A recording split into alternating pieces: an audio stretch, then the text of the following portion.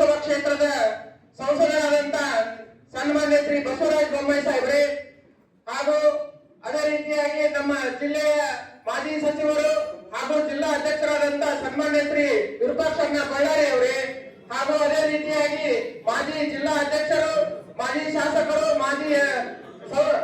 ಮಾಜಿ MLCಗಳು ಹಾಗೂ ಶಿವರಾಜ್ ಸಜ್ಜನ್ ಅವರೇ, ಹಾಗೂ ನೂತನವಾಗಿ ಆಯ್ಕೆಯಾದಂತ 3 ಮಂಡಲ ಅಧ್ಯಕ್ಷರಿಗೆ ಪ್ರಪ್ರಥಮವಾಗಿ ನಾನು ಅಭಿನಂದನೆಗಳನ್ನು ಸಲ್ಲಿಸ್ತಾ ಇದ್ದೀನಿ.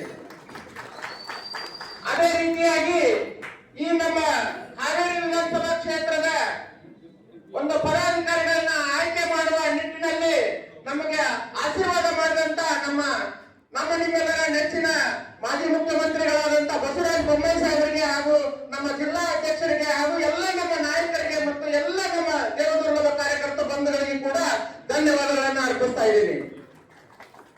ಬಂಧುಗಳೇ, ಇವತ್ತ ಅವರು ಮಂಡಲ ಅಧ್ಯಕ್ಷರುಗಳಾಗಿ ಇವತ್ತು ಆಯ್ಕೆ ಆಗಿದ್ದಾರೆ. ಇವತ್ತ ಅವರ ಕೆಲಸ ಮುಳ್ಳಿನ ಹಾಸಿಗೆ ಇದ್ದಂಗೆ.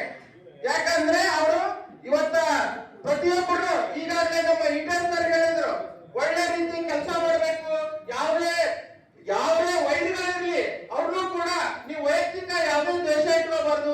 ಅವ್ರ ಮನೆಗೆ ಹೋಗಿ ಅವ್ರನ್ನೂ ಕೂಡ ಕರ್ಕೊಂಡ್ಬಂದು ಸಂಘಟನೆಯಲ್ಲಿ ತೋರಿಸ್ಕೋಬೇಕು ಅಂತಕ್ಕಂತ ಮಾತನ್ನ ಲೀಡರ್ ಸರ್ ಹೇಳಿದ್ರು.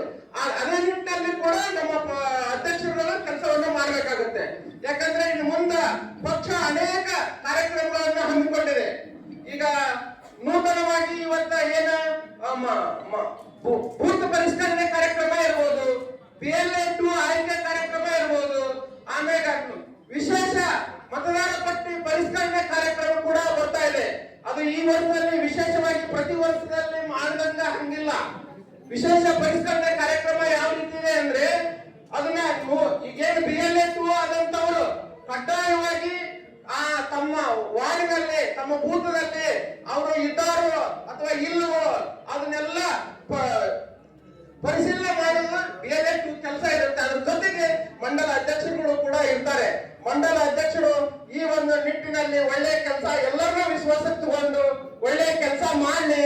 ಯಾಕಂದ್ರೆ ಇಲ್ಲಿವರೆಗೆ ಸ್ವಲ್ಪ ತಟಸ್ಥಾಗಿತ್ತು, ಇವತ್ತ ಎಲ್ಲ ಸರಿ ಹೋಗಿದೆ. ಇವತ್ತೆಲ್ಲ ನಮ್ಮ ಕಾರ್ಯಕರ್ತರನ್ನು ನೋಡಿದ್ರೆ ನಮ್ಗೆ ಬಹಳ ಹೆಮ್ಮೆ ಅನ್ಸುತ್ತೆ. ಯಾಕಂದ್ರೆ ಹಾವೇರಿ ವಿಧಾನಸಭಾ ಕ್ಷೇತ್ರ ಬಹಳ ಏನಾಗಿದೆ ಅಂದ್ರೆ ಕಾರ್ಯಕರ್ತರ, ಇದು ಮುಖ್ಯವಾಗಿ ಕಾರ್ಯಕರ್ತರ ಪಕ್ಷ. ಭಾರತೀಯ ಜನತಾ ಪಕ್ಷ ಅಂದ್ರೆ ಕಾರ್ಯಕರ್ತರ ಪಕ್ಷ.